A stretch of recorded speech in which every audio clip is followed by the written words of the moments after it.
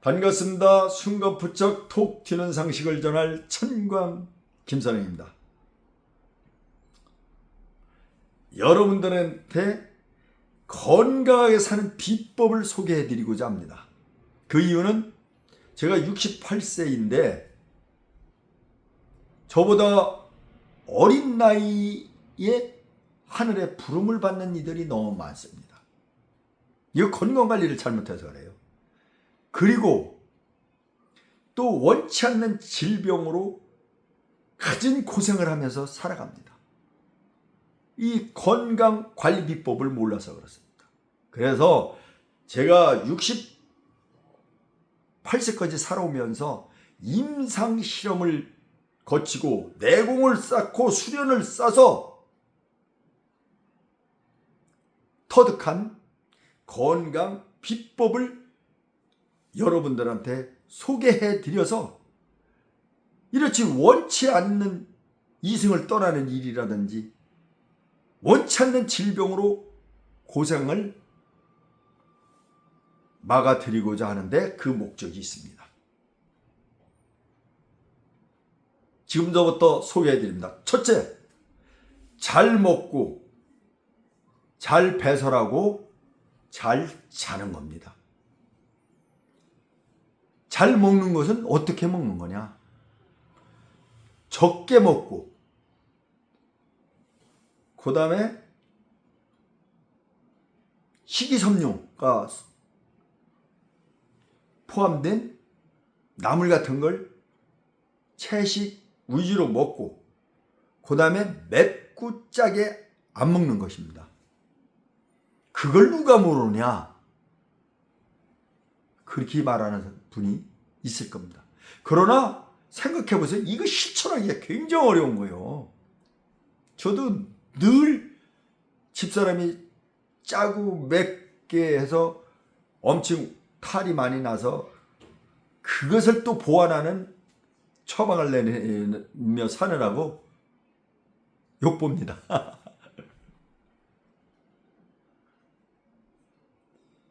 그래서 지금 맵고 짜고 소식해라. 그 다음에 잘 배설하라. 잘 배설하라. 배설에는 세 가지가 있어요. 소변, 대변, 그 다음에 호르몬 분비. 이거 굉장히 중요합니다. 대변, 소변은 운동을 해야 됩니다. 운동. 만보 운동. 이거는 과학적으로 다 세계인들한테 제시한 기준이기 때문에 가급적 하루에 만보를 해야 합니다. 근데 대부분 사람들이 운동하는 근육 따로 있고 뭐 일하는 근육 따로 있다. 이렇게 얘기하는데 그거 그렇지 않습니다. 같습니다. 만보를 기준으로 할 때 다 하루에 움직인 양을 합쳐서 만보를 기준으로 하시기 바랍니다. 그러면은 배변도 잘 나오고 신체 모든 기능이 원활하게 잘 작동합니다. 또 그 다음에 이제 배설 중에 가장 중요한 것이 있는데 이 나머지 배설은 호르몬 분비, 남녀 교합입니다. 이거 굉장히 중요합니다. 이게 파괴되면 건강을 잃게 돼 있어요. 하나님 만들었을 때 남녀 조화를 이루도록 만들어 놓은 거예요. 조화를 이루는 게 파괴되면 바로 건강을 잃는 거예요. 그렇기 때문에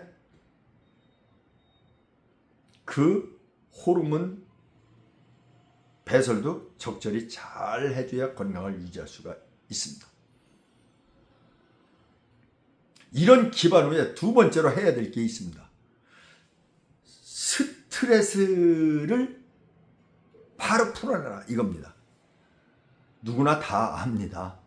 그러는데 풀어내는 방법을 잘 몰라서 몸에 스트레스가 계속 축적이 돼서 가진 질병으로 발전하는 겁니다. 이 스트레스만 풀어내도 가장 중요한 겁니다. 스트레스만 풀어내도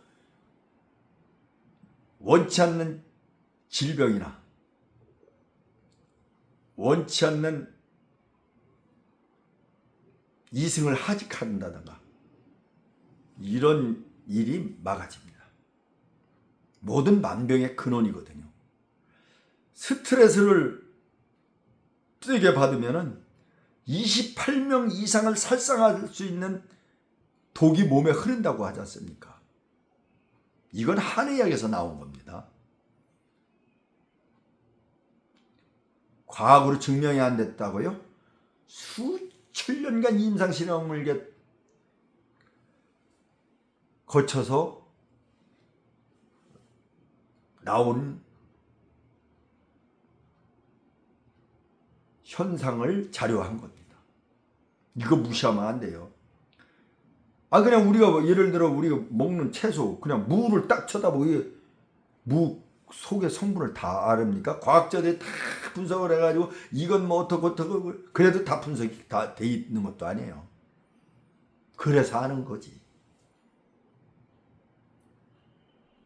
그 수천 년간 연구한 걸 우리는 단 몇 초 만에 알아버리는 거예요.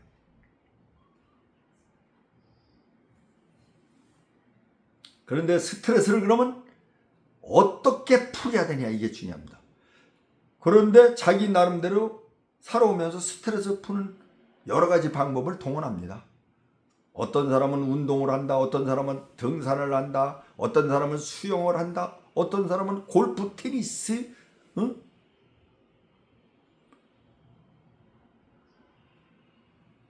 어떤 사람은 심지어 부부관계를 한다. 나름대로 다양하게 푸는데 이 몸에 찌꺼기가 내재된 이 찌꺼기까지 스트레스를 빼버려야지 병이 안 걸리는데 이걸 빼내는 걸 몰라요.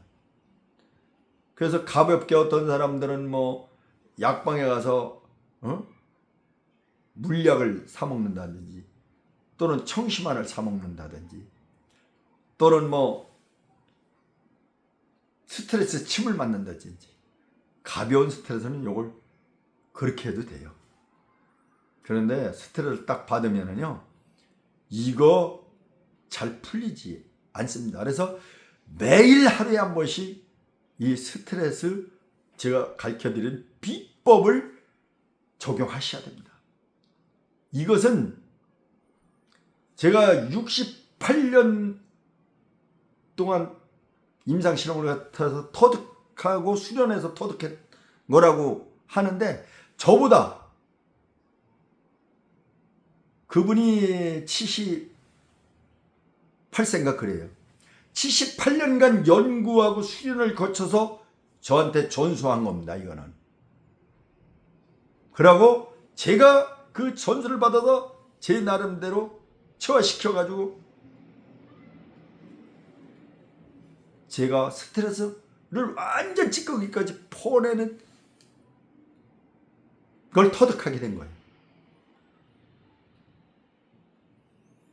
어떻게 하느냐 하면은 아랫배에 힘을 딱 주고 아랫배에 딱 힘을 주고 위로 끌어올리면서 주여 하고 외치는 겁니다. 이때는 지랄 발광을 한다고 하죠. 온 힘과 정열을 쏟아부어가지고서 외치는 겁니다. 토해내는 겁니다. 말 그대로. 역하면 지랄 발광한다고 그랬어요. 그냥 사력을 다 하는 거예요. 대충 주여 이렇게 해가지고서는 아무 치료도 없고 시간만 낭비가 된 거예요.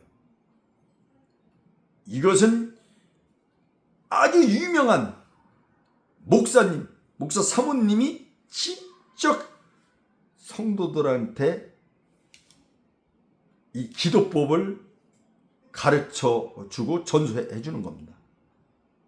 그래서 여러분들이 그런 얘기 많이 들었을 거예요. 교회 가면 불치병도 치료한다. 막 부흥회 이렇게 그런데 가보면 목사님이 그냥 손도 안 댔는데 막 실신나고 막 나자빠지고 막 그런 거 뒤글뒤글 둥글고 이런 거 보신 분들 많을 거예요. 완전 미쳐 들어가는 거죠. 미치광이 같죠. 그런데 몰입을 하고 완전 모든 기운을 다 동원해서 열정을 쏟으고 콘센트레이션 집중을 하다 보면은 손이 가기도 전에 넘어지는 거예요. 이걸 그래서 불치병이 치료가 되는 거예요.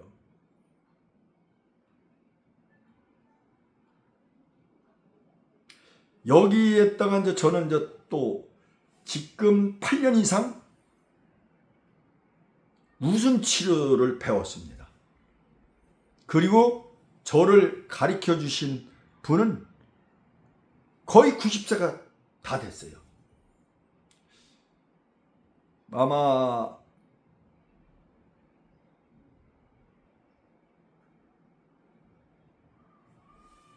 88세인가 78세인가 그건 모르겠는데 하여간 저보다도 연세가 10살 이상 되는 건 확실합니다. 웃음치료 연구 소장입니다.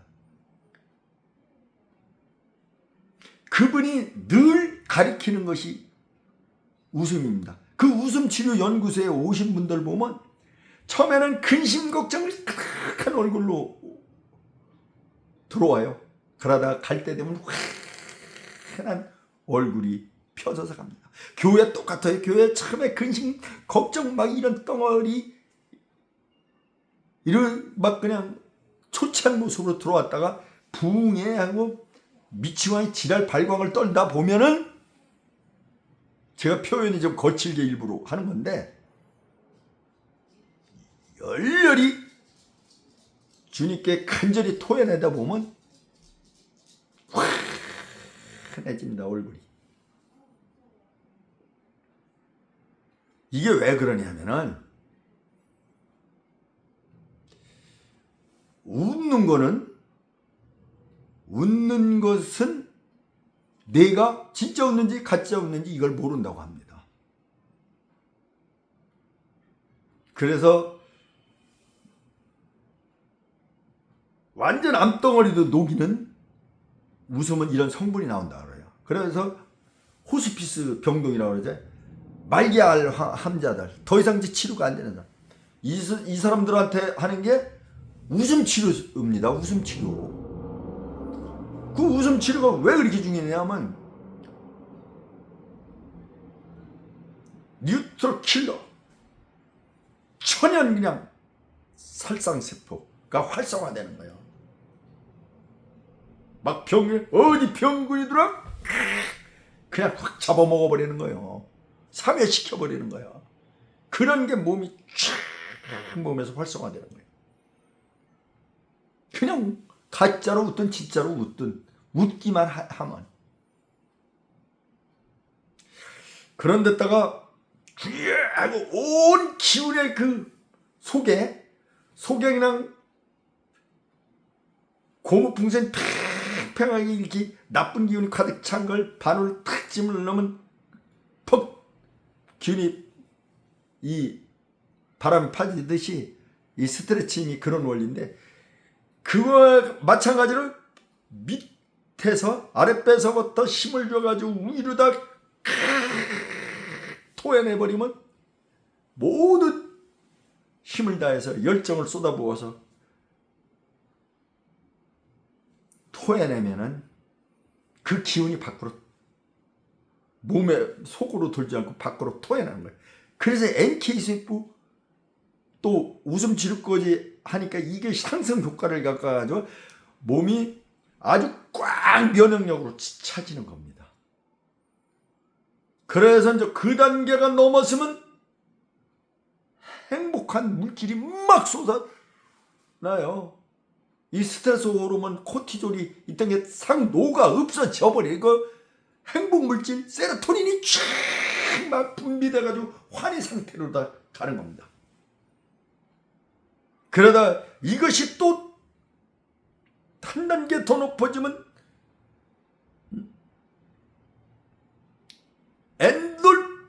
막 쏟는데 이게 엔돌핀 4,000배나 된 다이아돌핀 무아지경으로 빠지는 거야 이게. 그래서 암덩어리고 어떤 불치병이 뭐고 싹 녹여버리는 거예요. 이거 진짜 대단한 치료법입니다. 이거 경험해보지 않으신 분은 전혀 이해가 안 되는 거예요. 이건 어떻게 보면 정신세계예요. 보이지 않는 거, 과학으로 증명이 안 된 거. 그러나 단계 연구해놓은 건 많이 있습니다. 좋다는 것. 그러니까 호스피스 병동에서도 그 치료법을 사용하죠. 그래서 여러분들이 이 얘기를 하면은 자기 수준에 넘어서니까 4차원이다 뭐 석영이 같아 이런 무식한 얘기를 하는 사람이 있어요. 그 세계를 자기가 가봤나? 그 엄청난 연구와 수련을 쌓아봤나? 진짜 무식한 사람들이에요. 무식한 사람들이 4차원이 뭐다? 그렇게 얘기를. 좀 덜 무식하면은 그런 소리도 찾지도 못하는데 이건 진짜 어정쩡 무식한 사람들이 그런 소리를 찾는 거예요. 그러니까 자기가 좀 똘똘해 보이는데 딴 사람들이 보면 웃은 거죠. 그러니까 개구리가 우물 안에서 착 하늘을 쳐다보고서 와 나는 온 세상 모든 걸 다 본 양, 다 아는 양 정저지화를 하는 거예요. 떠드는 거예요.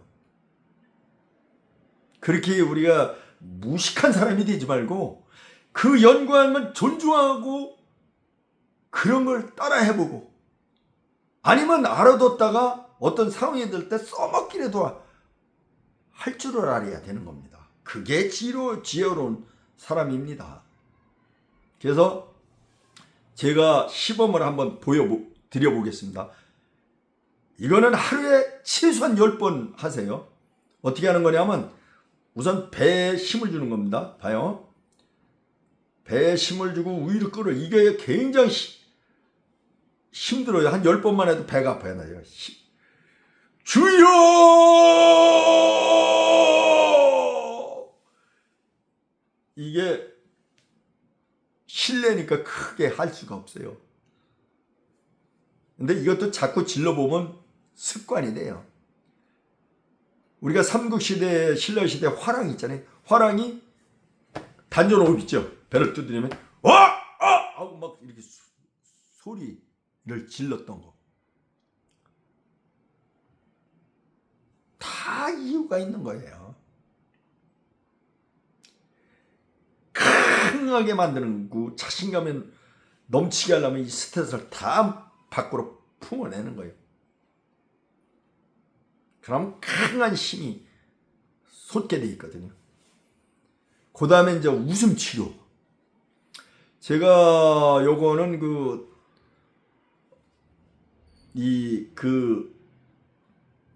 기도법인데, 기독교 기도법인데, 이게 기도법을 제가 이제 사모님하고 목사님한테 이제 그 오랜 세월에 거쳐서 수련한 것을 저한테 전수를 해주셔서 제가 이게 수련을 해서 터득한 거예요.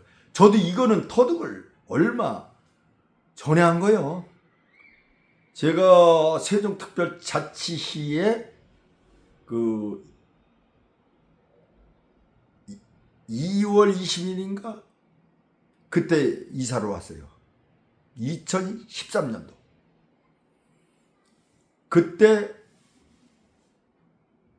세종시에는 세종특별자치시 샘솟는교회라고 있어요. 여기 가면 불치병이 싹 다 치료가 됩니다. 그 목사 사모님 말씀만 듣고 종교 생활을 하면, 청주 은송교회가 그랬었는데 목사님 돌아가시고 나서 지금 시끄럽다고 합니다. 그래서 이제 전수를 받고 계속 이걸 해봤는데 뭐 스트레스고 콧대가리고 나무나지가 안에 찌꺼기까지 밖으로 늘 기쁨이 충만해 살게 돼 있어요. 그 다음에 웃음 치료는 여러분들이 뭐 호스피스 병동이나 뭐 TV에 그런 거에서 많이 보았을 겁니다. 이겁니다.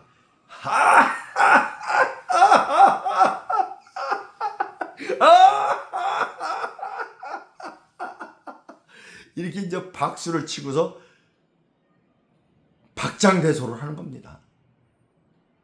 이거 진짜 아무것도 아닌 것 같죠? 정말 대단한 효과가 있어요. 그러니까 강하게 밑에서 끌어 위로 올려서 토해내는 그 듯이 이 기독교 신앙이 아닌 분들은 우여로 해도 돼요. 우여! 똑같더라고요. 그 힘을 줘보니까. 우여! 제가 손이 다쳐서 이렇게 때릴 수는 없어요. 이거 말이에요. 하루에 10번, 좀 더 하면 20번, 30번, 할 수 있는 50번 뭐 한번 해봐요. 그냥 새숨이 솟고 힘이 솟아나고 그냥 기운이 팍팍 솟아납니다. 뭐 스트레스가 온몸에 쌓일 게 없어요. 팍팍팍 이리 튀고 저리 튀고 다 고신내야돼 다 그냥 주변으로 다 뿌려서 흩어져서 없어져 버려요. 그러니까 늘 얼굴이 편안하고 보기 좋은 모습으로 다 이렇게 되는 겁니다. 이 정도 했으면 스트레스를 어떻게 찌꺼기까지 풀어내느냐. 그래서 모든 만병을 막을 수 있느냐. 이것은 이제 아셨을 겁니다. 그 다음에 이제 두 번째로 우리가 그 잠을 잘 못 자는 경우가 있어요. 잠을 잘 못 자는 경우가 있는데 이건 나이가 들으면 뭐 근심 걱정이 있어서가 아니라 괜히 그렇게 잠이 안 와요. 또 잠들다가 또 깨고 이럴 때 어떻게 하느냐. 그럴 때 목사님 설교를 듣는다던가 다른 것보다 그런 게 굉장히 좋습니다. 종교적 음악을 듣는다던가 아니면 저는 잠 오는 음악을 들어요. 마음이 허하던가 뭐 두근두근 하던가 뭐 괜히 그렇다면은 목사님 설교를 들어요. 그 유명한 목사님 있지 않습니까? 그런 목사님도 설교를 듣다 보면 많이 평안을 얻어요. 그래가지고서 이제 잠이 잘 오더라고요. 근데 이제 잠자다가 뭐 깨가지고 텔레비를 보다가 또 뭐 유튜브를 보다가 휴대폰을 조작거리면 그날을 꽝 치는 거예요. 그렇게 하지 말고 뭐 잠자다 소변 매러서 잠을 깹니다. 그러면은 바로 잠 오는 음악을 들어요. 그러면 잠을 푹 자게 됩니다. 한번 해보세요. 여러분들이 뭐 잠 안 오가지고 뭐 TV 보고 뭐 휴대폰 만지작거려서 밤 세우지 않으면 잤다 깼다 자는 건지 깬 건지 비몽 사몽간에 잠들다 그래가지고 뭐 그 다음날 컨디션이 그냥 엉망이 되고 뭐 이런 걸 많이 느꼈을 거예요. 어떻게 하면 잠을 잘까? 잠 오는 음악을 듣기를 바랍니다. 그 다음에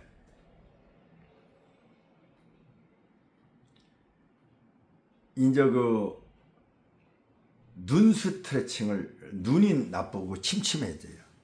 그러면 눈 스트레칭을 해줘요. 눈 스트레칭을 해주는 방법은 왼쪽으로 흘기는 거예요. 흘겨보는 거죠. 왼쪽으로 15초.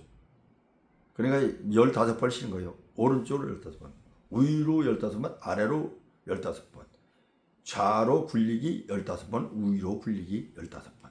그 다음에 눈을 지그히 누르는 거 15초 정도, 15번. 이렇게 15번, 15초 정도 누르는 거예요. 이거 눈 스트레칭을 해주면은, 제가 7년 전에 백내장 수술로 판정을 받았어요. 그래서 자가 치료를 한번 해보자. 시도를 한 결과 지금까지 백내장 수술도 안 하고 우연만한 건 잘 보입니다. 그러니까 그 병의 질환도 지연을 시키는 거예요. 진행 속도를. 백내장이 저는 없어졌다고는 보진 않아요. 7년입니다. 무려 7년. 왜 이런 제가 그런 사고가 들어갔느냐면 저는 불치병을 치료한 경험이 있기 때문에 그렇습니다. 그때 이제 간내 결석이 걸렸는데, 그러니까 간에 돌이 생긴 거예요. 그냥 담즙이 콱 하면. 그냥 5년마다 수술을 하고 막 이래서 이렇게는 못 살겠다 해서 약이고 뭐고 다 쓰레기통에 집어내버리고 제가 의학 상식으로 해서 완치를 시켰어요. 이게 우리나라 최고의 간내 권위자 김명환 박사, 아산병원의 김명환 박사가 저를 집도를 했던 거예요. 간내 결석은 지금도 완치가 안 되는 거예요. 근데 완치를 시켰어요.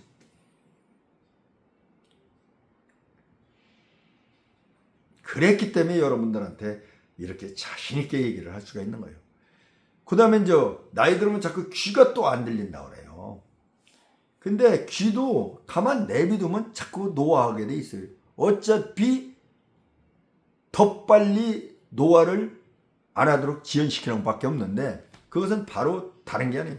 귀 스트레칭, 귀 스트레칭. 귓볼을 이렇게 잡아당겨주는 거예요. 별거 아니에요. 잡아당겨주고 이렇게 비벼주는 거예요. 이렇게. 그러고 이렇게 눌러주고. 이 눌러주는 건 잘못 세게 누르면 이 턱 빠지는 현상이 나옵니다. 아프든지. 그렇게 가만두고 이 귀 뒤에 쏙 들어간데 이렇게 살짝 이렇게 15초간, 뭐든지 15초요. 하나, 둘, 셋. 이렇게 해도 굉장히 늦추는 거예요. 그것만 해도. 이렇게 하시고. 그 다음에 이가 튼튼해야 돼요. 그래야 잘 씹고 잘 삼키고 그럴 수도 있는 거예요. 그러려면 이를 튼튼하게 해야 되는데, 이를 튼튼하게 하려면 어떻게 해야 되느냐?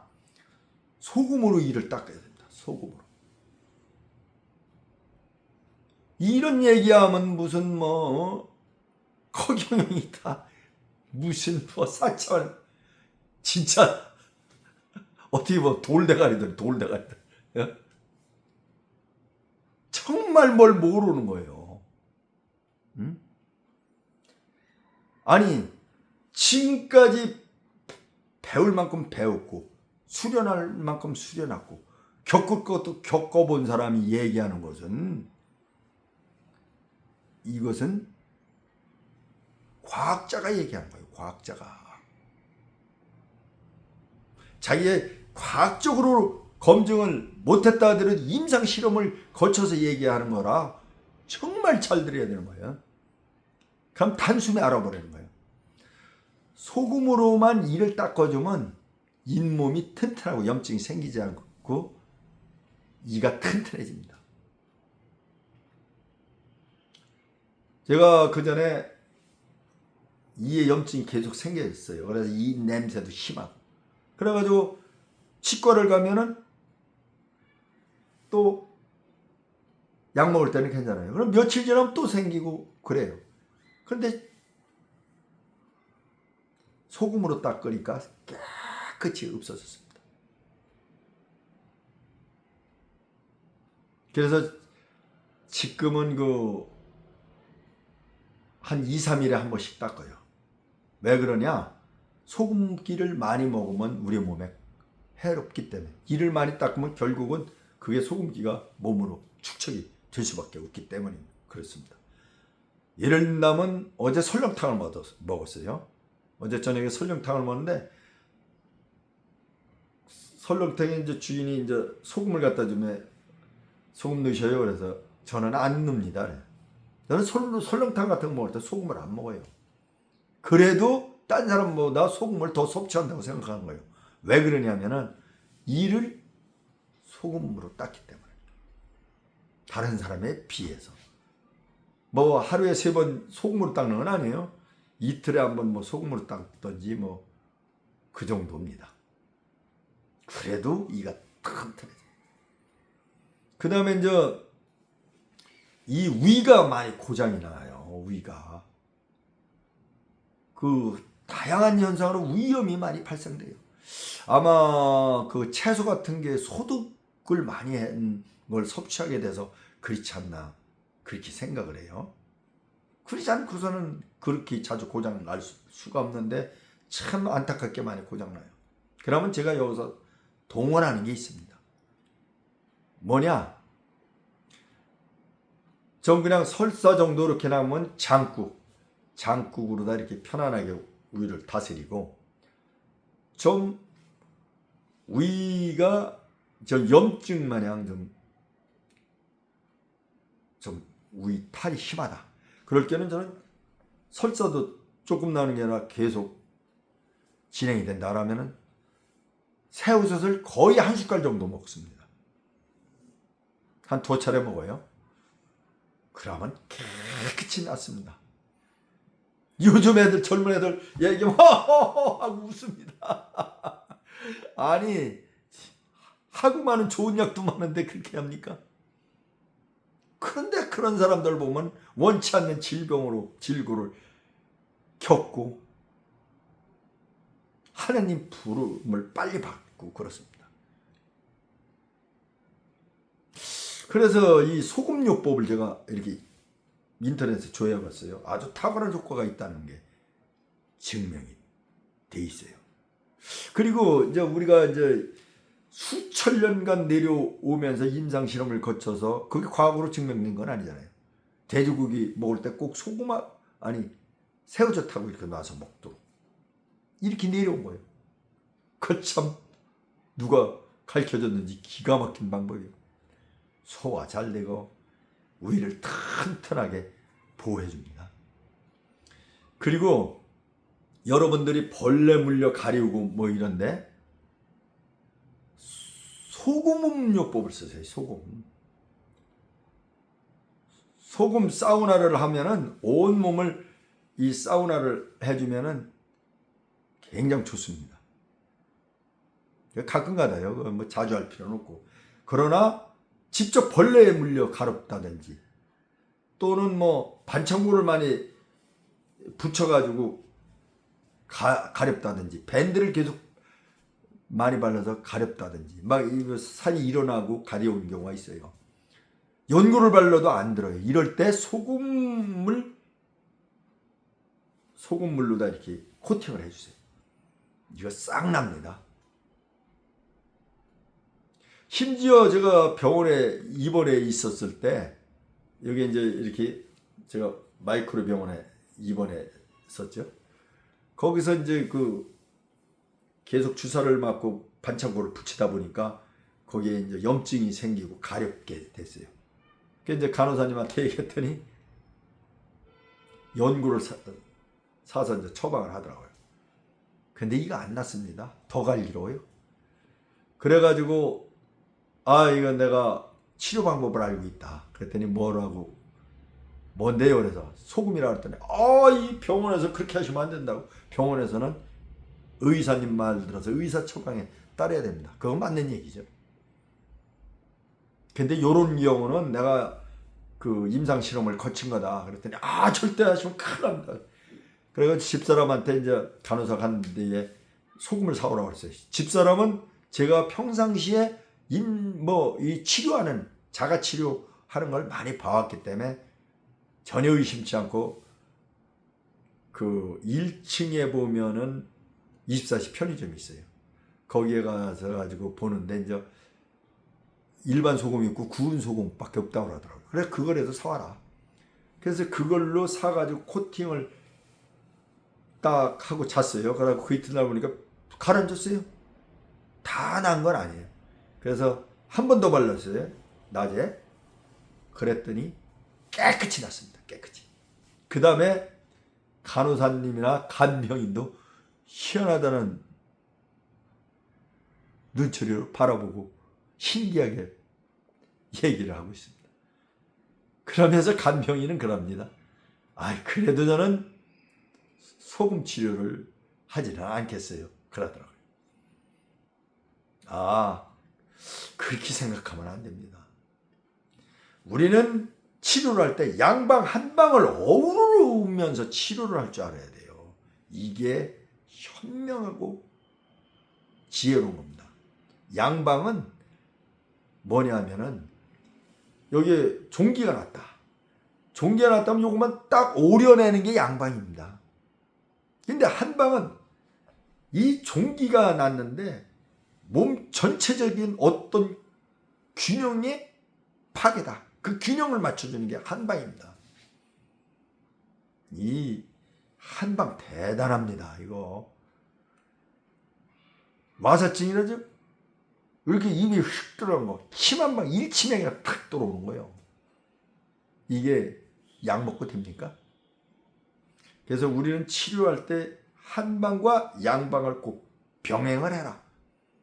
그러면 자기의 맞춤형 치료법이 있는 걸 깨달을 것입니다. 그리고 또 이 나이가 들을수록 종교 생활을 해라. 그걸 권하고 싶습니다. 종교를 갖는 건 이건 굉장히 중요합니다. 왜냐하면은 영혼이 좀 먹으면 육체도 좀 먹게 돼 있는 겁니다. 육체가 튼튼하면 영혼도 튼튼하다. 이게 꽁이 먼저냐 알이 먼저냐, 그걸 그렇지 않아요. 영혼이 일단 튼튼해야 돼요. 영혼이 건강해야 돼요. 교회 다니는 사람들 말 잘하죠. 또 눈이 초롱초롱하죠. 또 논리적이죠. 사례 분별력이 아주 예리하죠. 통찰력이 있죠.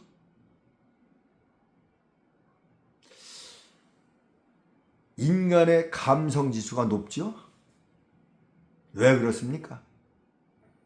우리가 육체적 근육 운동을 하면은 근육질이 생기듯이 영혼의 근육질이 생겨서 그렇습니다. 영혼질이라고 할 수가 있어요. 그거 무서운 겁니다.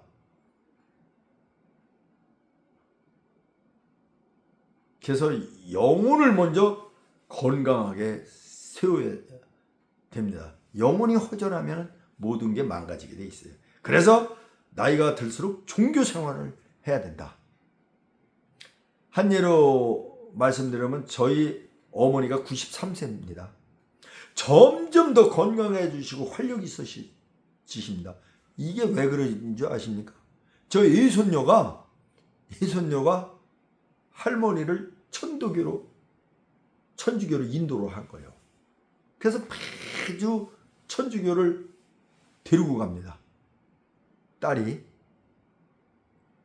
그랬는데요, 얼마나 정신이 또렷또렷하고 건강이 그냥 아주 그냥 봐도 좋아지시는 걸 느낄 수가 있어요.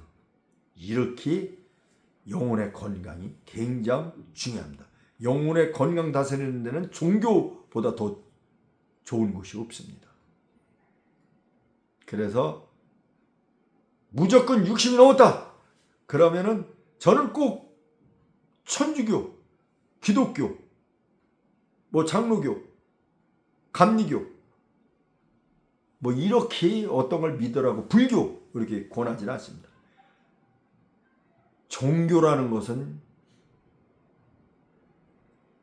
영혼을 바르게 가질 수 있는 길을 인도하기 때문에 어느 종교를 믿어라 이렇게는 말씀을 드리지 않습니다.